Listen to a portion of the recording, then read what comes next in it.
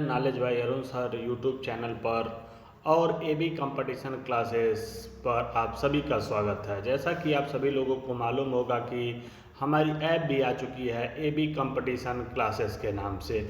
वहाँ पर भी बहुत सारी क्लासेस चलती हैं, वह चाहे फीटर थ्रेड थ्योरी की बात हो या फिर इलेक्ट्रीशियन की बात हो। इसलिए आप आज ही जाइए और ऐप को डाउनलोड कर लीजिए और अपनी पढ़ाई को बेहतर से बेहतर तरीके से करिए।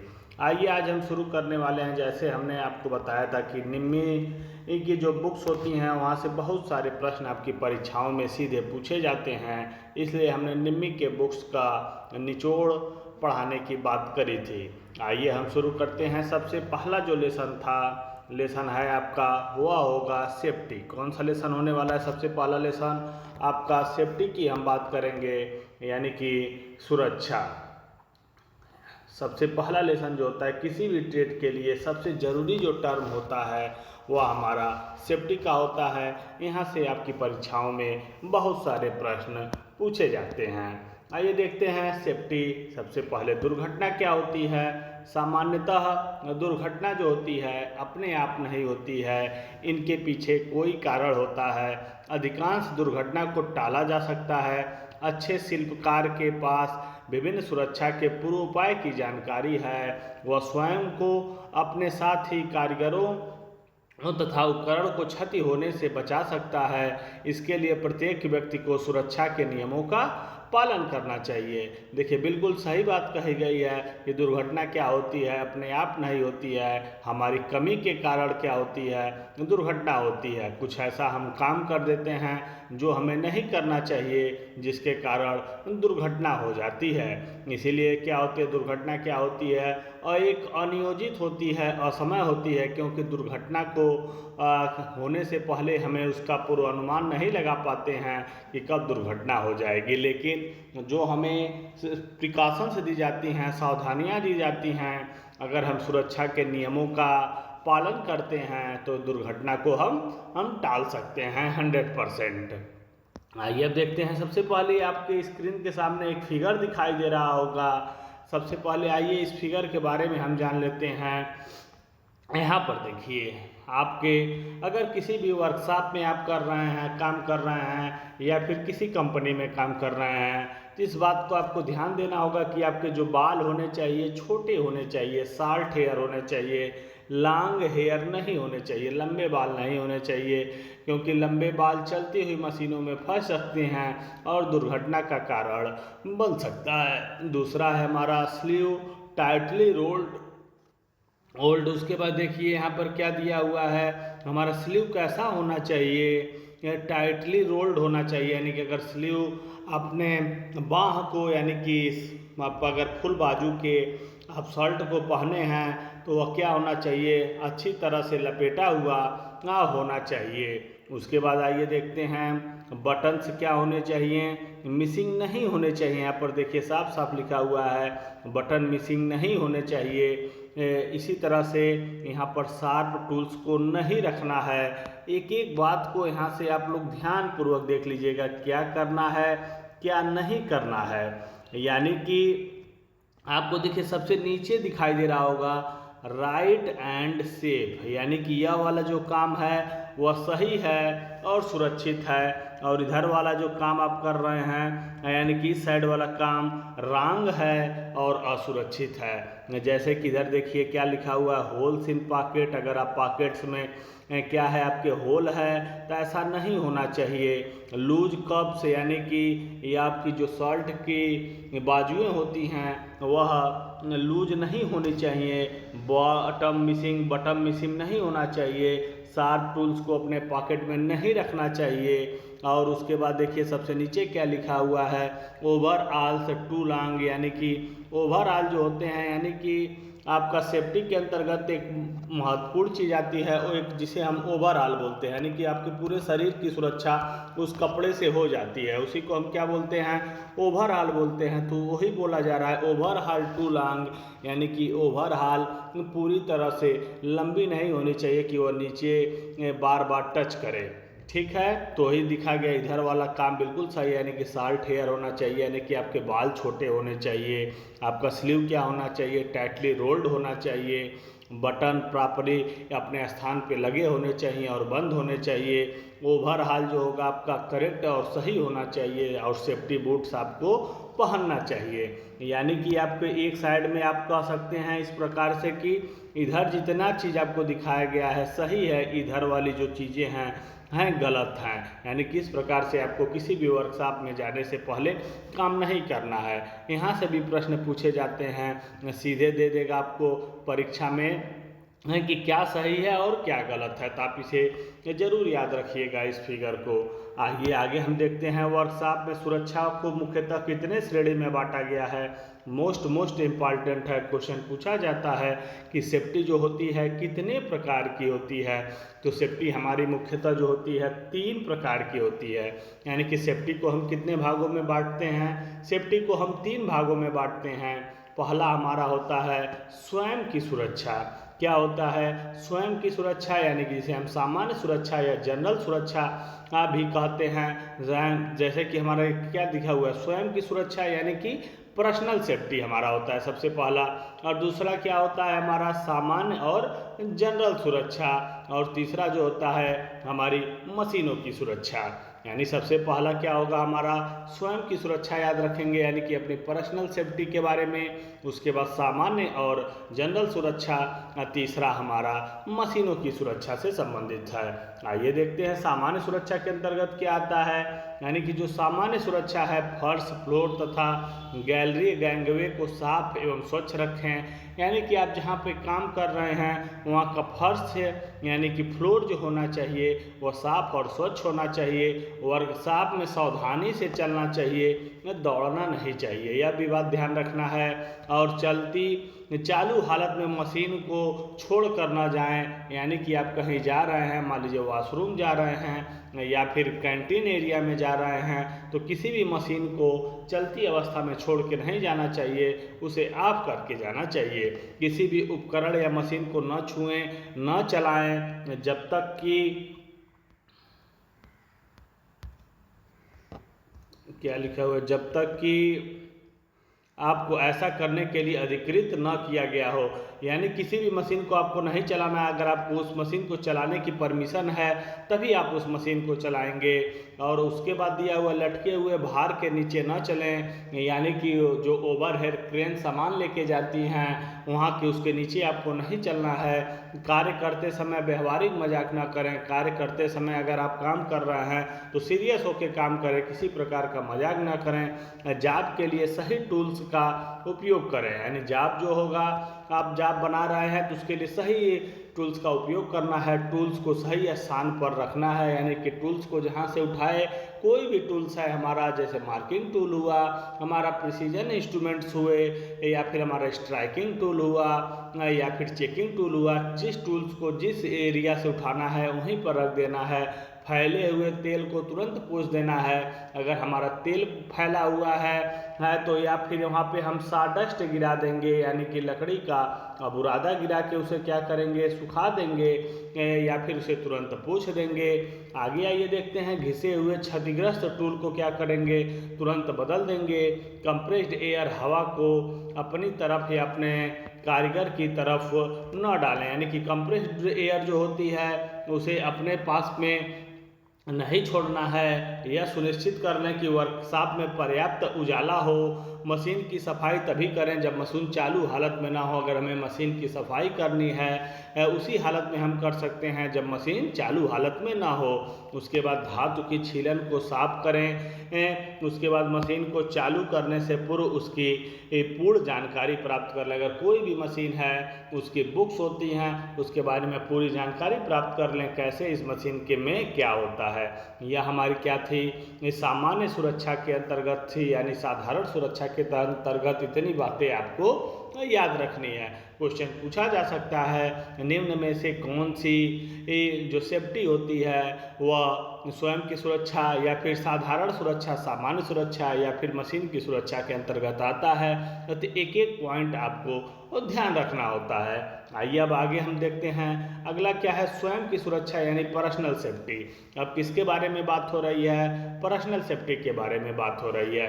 अब देखिए यहाँ पे लिखा हुआ एक पीस वाला ओवरऑल या बॉयलर सूट पहने, यानी कि ओवरऑल जो होता है एक ही साथ शर्ट भी रहेगी आपकी और पैंट भी रहेगी, यानी ऊपर से नीचे तक हमारे एक ही कपड़े को पहना जाता है, वही लिखा हुआ है। फिर दूसरा पॉइंट लिखा हुआ है ओवरऑल की बटन को लगाए रखें। जो हमारा ओवरऑल होता है वो बटन को हमेशा बंद रखना है, उसे खुला नहीं रखना है, क्योंकि खुले रखने से उसमें एयर पास होगा और किसी चलती हुई मशीन में फंसने का खतरा बना रहता है।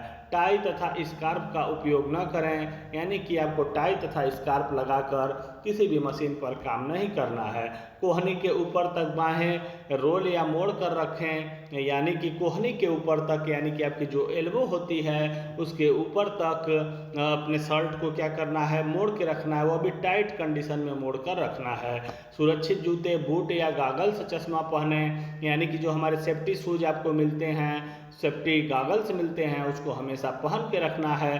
बाल को क्या रखना है, छोटा रखना है।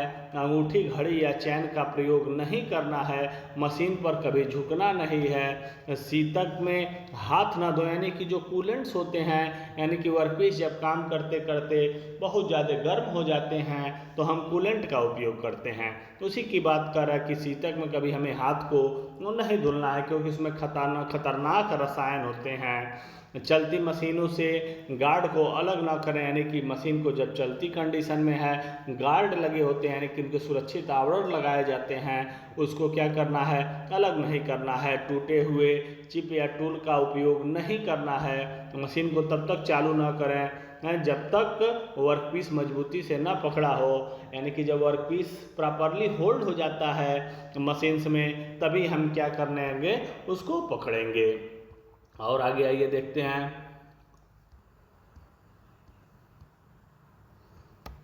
और क्या दिया, फीड मशीनरी न्यूट्रल पर ना हो, कार्य करने का क्षेत्र साफ ना हो। जब मशीन गति में हो तब उस समय क्लैंपिंग या होल्डिंग डिवाइस को एडजस्ट नहीं करना है। गीले हाथों से बिजली के उपकरण को कभी नहीं छूना है। विद्युत के खराब उपकरणों को कभी उपयोग नहीं करना है। यह सुनिश्चित कर लें कि विद्युत के कनेक्शन अधिकृत इलेक्ट्रीशियन द्वारा ही किए गए हैं। अपने कार्य पर ध्यान रखना है, शांति प्रवृत्ति को बनाए रखना है, व्यवस्थित रूप से कार्य करना है। अपना कार्य करते समय दूसरों से बातचीत नहीं करना है, दूसरों का ध्यान नहीं तोड़ना है, चलती हुई मशीन को हाथ से रोकने की कोशिश नहीं करना है। इतनी बातें जो थी स्वयं की सुरक्षा के अंतर्गत थी। अब हमारा तीसरा पॉइंट है और सुरक्षा का अंतिम प्रकार है जो मशीन की सुरक्षा है, यानी कि हम अपने जिस मशीन पे काम कर रहे हैं उसकी सुरक्षा को भी हमें ध्यान देना है। सबसे पहला और महत्वपूर्ण पॉइंट है, यदि कुछ गलत हो जाए तो मशीन को क्या करना है, तुरंत स्विच ऑफ करना है। उसके बाद मशीन को क्या रखना है, हमेशा साफ रखना है, यानी कि मशीन को क्या रखेंगे, हम हमेशा साफ रखेंगे। घिसे हुए या क्षतिग्रस्त उपसाधन, होल्डिंग डिवाइस, नट बोल्ट इत्यादि को जितना जल्दी संभव हो तो हमें बदल देना चाहिए। मशीन को चलाने की कोशिश न करें जब तक कि आपको सही तरीके से चलाना न आए। उसके बाद है स्ट्रोक टूल या वर्कपीस को जब तक एडजस्ट ना करें तब तक पावर ऑफ ना हो, यानी कि कोई भी हमारा टूल या वर्कपीस को एडजस्ट नहीं करना है जब तक मशीन हमारी स्विच ऑफ कंडीशन में ना हो। मशीन की गति बदलने के पूर्व से बंद कर लें, यानी कि मशीन के स्पीड को अगर हमें बढ़ाना है घटाना है तो हम क्या करेंगे, मशीन को बंद कर लेंगे। स्विच ऑफ करने से पूर्व ऑटोमेटिक फीड को अलग कर देना चाहिए। उसके बाद मशीन को चालू करने से पूर्व तेल के लेवल को चेक कर लेना चाहिए। कभी भी मशीन को चालू न करें जब तक कि सुरक्षा के गार्ड सही तरीके से अपनी स्थिति पर न लगे हों। मशीन को रोकने के बाद ही माप लेना चाहिए, यानी कि बनते समय अगर कोई हम वर्कपीस बना रहा है, मान लीजिए 10 mm का, ये नहीं कि वर्कपीस हमारा रोटेट हो रहा है उसी समय आप माप ले लें, तो ऐसा आपको नहीं करना है। बेड पर लकड़ी या मोटे पहिए का उपयोग करें जब भारी जाब को चढ़ाना या उतारना हो, यानी कि उसके जो बेड्स होते हैं मशीन के, लकड़ी के मोटे पटिए का उपयोग करना चाहिए जब बहुत भारी वर्कपीस को चढ़ाना या फिर उतारना हो। यहाँ पर देखिए एक स्लोगन लिखा हुआ है, एक नारा लिखा हुआ है जो बहुत ही महत्वपूर्ण है। सुरक्षा एक धारणा है, उसे समझे, सुरक्षा एक आदत है। उसे विकसित करें।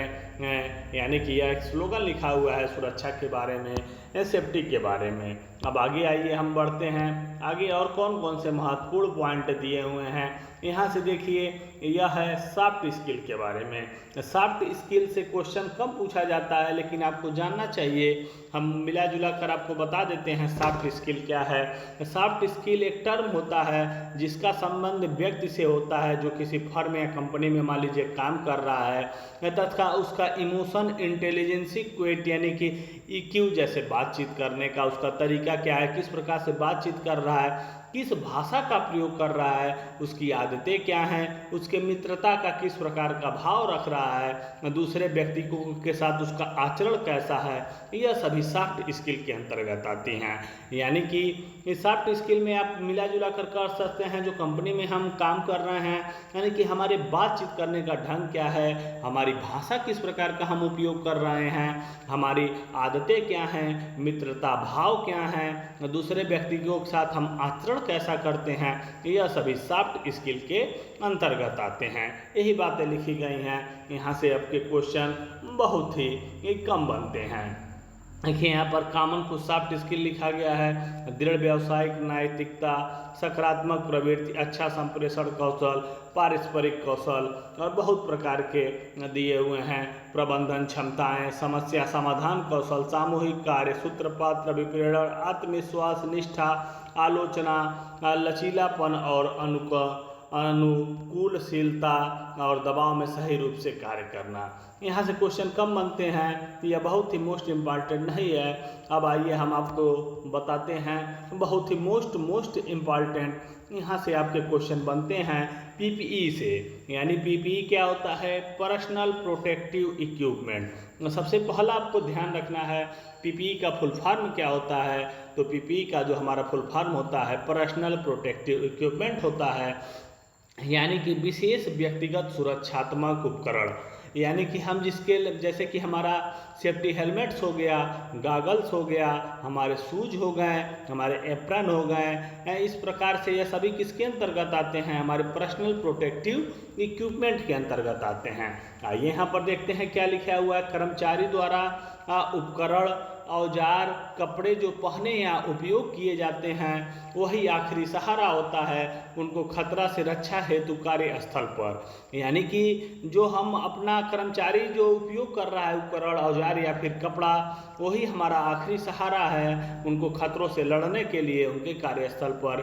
मुख्य पहुंच सुरक्षा संबंधी खतरों के विपरीत यह है कि कर्मचारी इंजीनियरिंग कार्य प्रणाली नियंत्रित या निकल सके खतरों में से, न कि कर्मचारी को व्यक्तिगत सुरक्षात्मक उपकरण द्वारा बचाने की चेष्टा करें, यानी कि PPE के द्वारा।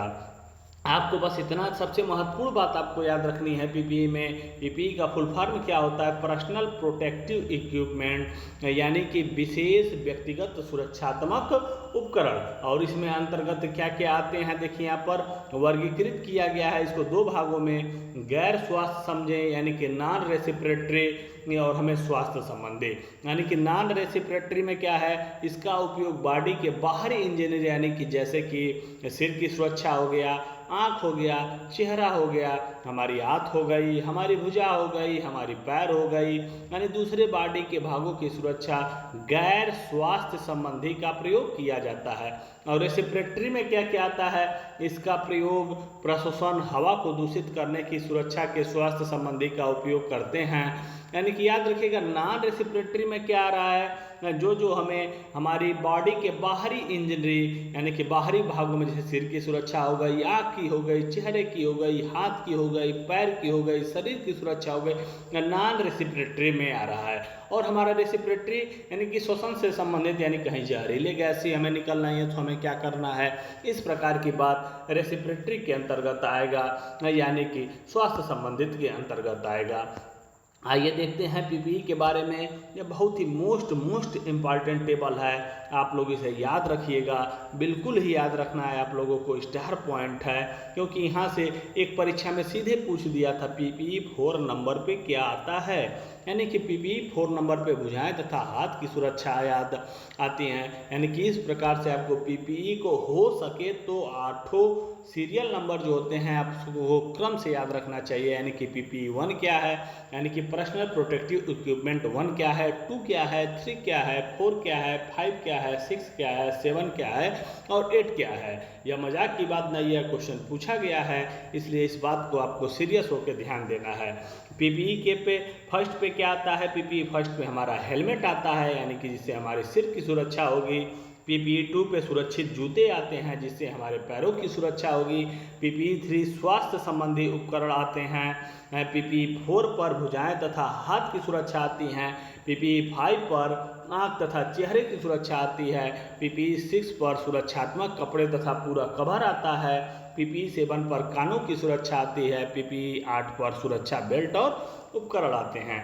इस प्रकार से आपको सभी पीपीई को कंठस्थ कर लेना है कि कौन सा पीपीई किस पे आता है। अब हम आगे बढ़ते हैं। यह देखिए मोस्ट इम्पॉर्टेंट चार्ट पेपर है। आइए हम एक एक करके देखते हैं। सबसे पहला आपके इस प्रकार के क्वेश्चन परीक्षाओं में बहुत सारे पूछे जाते हैं और ज़्यादातर निम्न की भाषा का ही प्रयोग किया जाता है।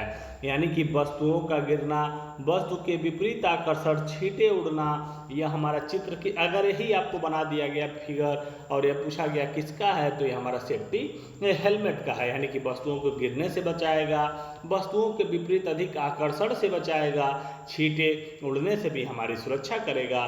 तो यह हमारा किसके अंतर्गत आएगा, यह हमारा पीपीई है, यानी कि पर्सनल प्रोटेक्टिव इक्विपमेंट है। इससे हमारे स्वयं के सिर की सुरक्षा होगी।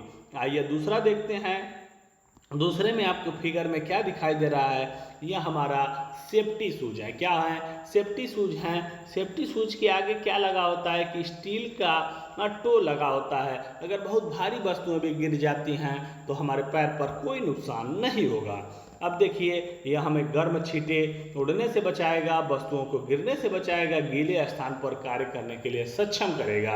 अब इसका नाम क्या क्या हो सकता है, लेदर पैर गार्ड, सुरक्षित जूते या फिर गमबूट भी इसे बोल सकते हैं। ठीक है, यह बात आप याद रखिएगा। अब आगे आइए देखते हैं तीसरा। यह यूपीआर वेनियल में पूछा हुआ क्वेश्चन है। यह UPRVUNL यानी कि उत्तर प्रदेश राज्य विद्युत उत्पादन निगम लिमिटेड में यह पूछा हुआ क्वेश्चन है। शायद 20 या 21 में या किसी सन में यह क्वेश्चन पूछा गया था, सीधे यही फिगर बनाकर दे दिया गया था। यह हमारी किससे सुरक्षा करेगा, धूल कण से, जो भभक गैस या विषाक्त गैसें होती हैं उनसे हमारी सुरक्षा करेगा। और यह फिगर क्या है, हमारा नोज मास्क का फिगर है। किसका फिगर है, नोज मास्क का फिगर है। आप याद रखिएगा, यह भी पर्सनल प्रोटेक्टिव इक्विपमेंट के अंतर्गत आएगा। अब अगला है हमारा हाथ की सुरक्षा। हाथ की सुरक्षा यानी कि हाथ दस्ताने जो है प्रत्यक्ष संपर्क से छाले न पड़ना, यानी कि कोई वस्तु अगर अचानक हमारी गर्म वस्तु संपर्क में आ जाती है तो छाले नहीं पड़ेंगे। साधारण गर्म से उड़ते चिंगारी से हमारी रक्षा करेगा, इलेक्ट्रिक शॉक से हमारे बचाएगा। यानी यह क्या हो गया, हमारे ग्लव्स हो गए। यानी हमारे कौन से ग्लव्स हैं, यह हमारे सेफ्टी ग्लव्स हैं। अब आगे देखते हैं, इससे हाथ की सुरक्षा हो जाएगी। यह क्वेश्चन जो हुआ था, यह इसरो 20 सितंबर 2023, कब इसरो का पेपर था महेंद्रगिरी का 20 सितंबर 2023 को।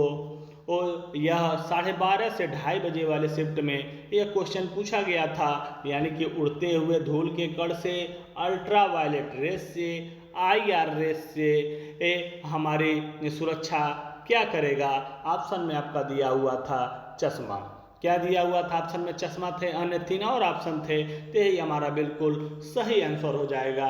इस प्रकार से क्वेश्चन सीधे आपसे पूछ लिए जाते हैं। निम्न की भाषा का प्रयोग बहुत ज़्यादा किया जाता है।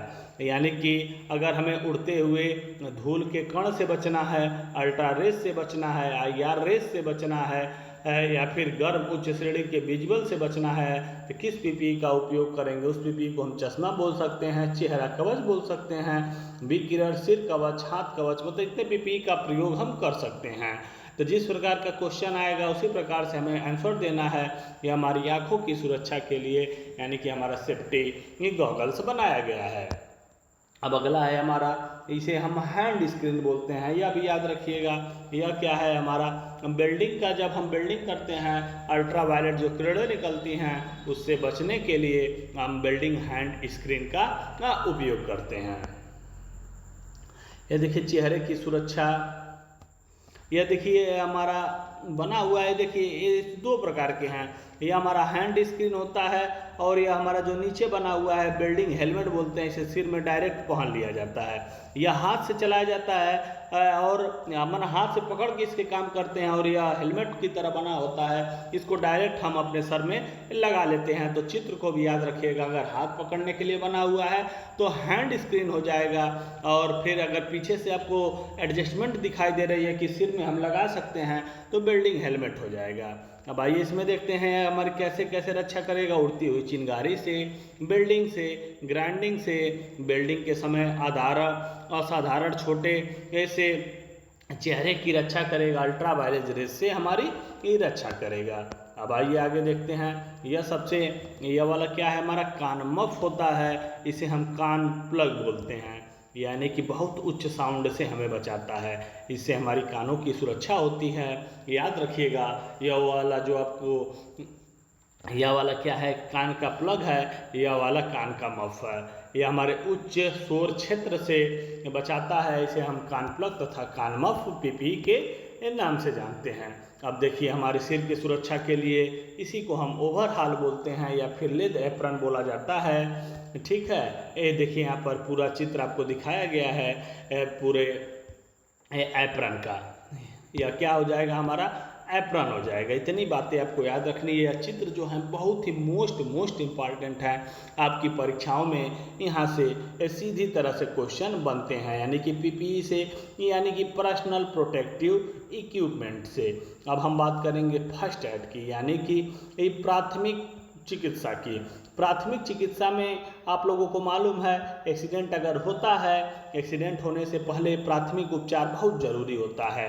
देखिए प्राथमिक उपचार क्या है, किसी घायल या बीमार व्यक्ति को उसको जान बचाने के लिए प्रारंभिक तौर पर देखभाल तथा सहारा देना जिससे जान बच सके उसे, और बिगड़ने वाले हालत को रोकें, पीड़ित की सुरक्षित स्थान पर पहुंचाना, अस्पताल मेडिकल स्टोर पहुंचने तक उचित अच्छी संभावित लाभ आराम पहुंचाना, इन सब के माध्यम से यह एक जीवन रक्षित सुविधा है जो उपलब्ध स्रोतों का उपयोग करके दी जाती है।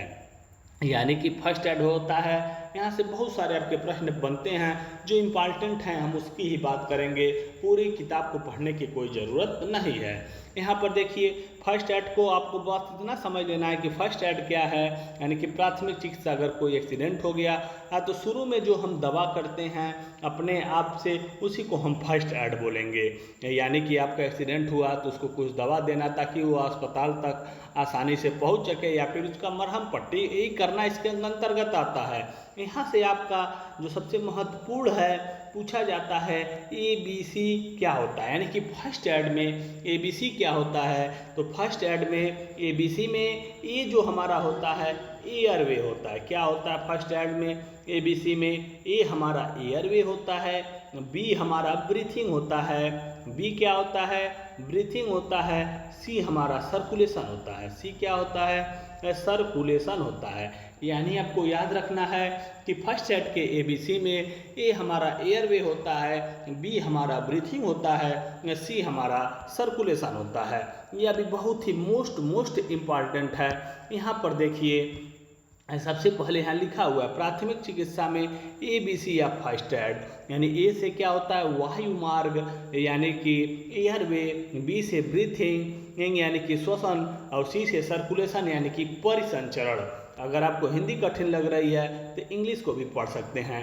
आइए हम देखते हैं एयरवे क्या होता है, यानी कि वायु मार्ग को निश्चित कर लेना चाहिए कि वह रोगी का सही है, अर्थात ध्यान देना चाहिए कि रोगी का वायु मार्ग साफ हो, यानी कि वायु मार्ग जहाँ से एयर एंट्री कर रही है वह बिल्कुल ठीक होनी चाहिए, उसी को हम क्या बोलना है एयरवे बोलना है। दूसरा हमारा ब्रीथिंग है, यदि श्वसन क्रिया रुक गई हो तो पीड़ित को जल्द ही मृत्यु होने की संभावना होती है, यानी कि वो सांस अगर रुक जाती है तो क्या होगा आदमी मर सकता है, अर्थात उसे तुरंत श्वसन क्रिया में सहयोग करना चाहिए ताकि अगली क्रिया को पूरा किया जा सके।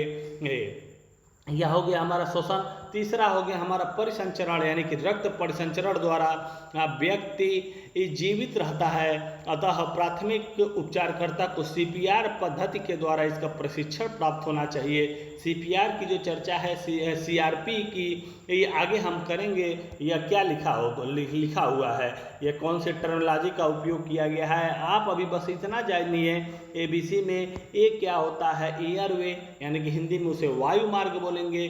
बी ब्रीथिंग बोलेंगे, श्वसन बोलेंगे। सी सर्कुलेशन, यानी कि परिसंचरण बोलेंगे। यानी कि आप इतनी बात को याद रखिए। और उसके बाद एक और हमारा मोस्ट इम्पॉर्टेंट, यहाँ पर देखिए सीआरपी लिखा हुआ था, जो कि थोड़ा सा उल्टा लिखा हुआ है। सीआरपी पद्धति या सीपीआर पद्धति होता है। कौन सी पद्धति होता है, सीपीआर। देखिए यहाँ पर किसे क्या बोलते हैं, कार्डियोपुल्मोनरी रेसिक्यूएशन, यानी कि आपको कार्डियोपुल्मोनरी रेसिटेशन इसका फुल फॉर्म होता है। यह भी आप लोग याद रखिएगा। यानी कि सीपीआर क्या है, सीपीआर से जीवन को बचाया जा सकता है। यदि कोई सीपीआर जानता है और आपके सामने किसी व्यक्ति को सांस लेने की समस्या आ रही है तो आप तुरंत सीपीआर की प्रक्रिया शुरू कर दें। अगर यदि आपको सीपीआर की जानकारी नहीं है तो कोशिश न करें, उससे कुछ नुकसान भी हो सकता है। यही बात तो याद रखनी है आपको, इसमें कुछ नहीं। मोस्ट इम्पॉर्टेंट पॉइंट है, आपको सीपीआर का फुल फॉर्म याद रखना होगा। क्या रखना होगा, सीपीआर का फुल फॉर्म कार्डियोपुल्मोनरी रेसिटेशन, इसका फुल फॉर्म होता है। यह बातें आप याद रखिएगा। एक और मोस्ट इम्पॉर्टेंट है, एक बात पूछी गई थी आपकी गोल्डन आवर्स के बारे में।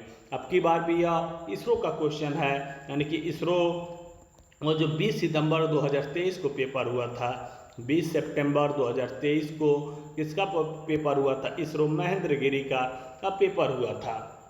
डेट था आपका फिटर, उसमें गोल्डन आवर के बारे में पूछा गया था। गोल्डन आवर का जो महत्वपूर्ण पॉइंट है, आपसे यह पूछा जाता है कि गोल्डन आवर्स की जो अवधि होती है क्या होती है। यानी कि हमारा जो गोल्डन आवर्स होता है उसकी अवधि के बारे में, यानी कि उसकी टाइमिंग के बारे में पूछा जाता है। तो इसमें बस आपको इतना याद रखना होता है कि दुर्घटना होने के बाद का जो पहला 30 मिनट होता है, कौन सा होता है, पहला 30 मिनट होता है, वही हमारा क्या कहलाता है, गोल्डन आवर कहलाता है। यानी कि आपको क्या याद रखना है, इसमें आरंभिक 30 मिनट, यानी कि घटना होने के बाद जो स्टार्टिंग के 30 मिनट होते हैं उसी को हम गोल्डन आवर कहते हैं। यही क्वेश्चन पूछा जाता है। आपको इसके इतिहास भूगोल से मतलब नहीं है, लेकिन आइए इसके बारे में थोड़ा सा हम देख लेते हैं क्या लिखा हुआ है। इसमें लिखा हुआ है कि भारत के अस्पतालों में खतरनाक चिकित्सीय समस्याएं जैसे कि सिर की चोट, बहुआयामी हादसे, हार्ट अटैक, स्ट्रोक आदि का बेहतरीन तकनीक है, पर मरीजों को फायदा नहीं पहुंचता है क्योंकि उनकी यह तकनीक समय पर उपलब्ध नहीं हो पाती है। इन स्थितियों में आरंभिक 30 मिनट में प्रायः तुरंत मरने की जो संभावना होती है सबसे अधिक होती है। इसी अवधि को हम क्या कहते हैं, गोल्डन आवर कहते हैं। जब तक मरीज अस्पताल पहुंचता है वह इस खतरनाक अवधि को क्या करता है, पार कर गया होता है। प्राथमिक चिकित्सा जीवन बचाने में परम उपयोगी होती है। निकटतम इमरजेंसी रूप में शीघ्र, अतिशीघ्र तथा सुरक्षा पूर्व संभालने और पहुंचने में अधिक सहायक होती है। देखिए यही मिला जुला कर कहा गया है कि जो गोल्डन एक्सीडेंट हो गया, मान लीजिए आपका जो शुरू के 30 मिनट होते हैं बहुत ही महत्वपूर्ण होते हैं। उसी में अगर व्यक्ति का ज़्यादा ब्लड गिर जाए, किसी प्रकार की ज़्यादा समस्या हो जाए, अस्पताल पहुंचने से पहले क्या हो जाता है, वो डेथ हो जाता है। लेकिन आपको परीक्षा के दृष्टिकोण से बस इतना याद रखना है गोल्डन आवर के बारे में कि जो आरंभिक 30 मिनट होते हैं, यानी कि दुर्घटना के बाद के प्रारंभिक जो 30 मिनट होते हैं उसी को हम क्या कहते हैं, गोल्डन आवर कहते हैं। यानी कि आप इतनी बात को याद रखिएगा, सीपीआर के फुल फॉर्म को भी याद रखिएगा। इतनी याद थी हमारी, ये बहुत ही महत्वपूर्ण बात थी। उसके बाद आपातकालीन सुविधाओं के लिए बुलावा क्या होता है, कॉल इमरजेंसी सर्विसेज। पुलिस के लिए 100, आग और एम्बुलेंस के लिए 108 का हमें प्रयोग करना चाहिए। अब इतनी महत्वपूर्ण बातें हमने किस में देख चुके हैं, सेफ्टी में देख चुके हैं। अब आगे की बात हम अगले पार्ट में करेंगे। अगर आप लोग अभी तक हमारे चैनल को सब्सक्राइब नहीं किए हैं तो सब्सक्राइब करना ना भूलें तथा वीडियो को अधिक से अधिक शेयर कर दें। अगर आप हमारी ऐप डाउनलोड नहीं किए हैं तो प्ले स्टोर से भी जाइए, एबी कंपटीशन क्लासेस को डाउनलोड कर सकते हैं। उसमें बहुत सारी पीडीएफ्स फ्री में अवेलेबल हैं, बहुत सारे टेस्ट भी आपको फ्री ऑफ कास्ट दिए गए हैं।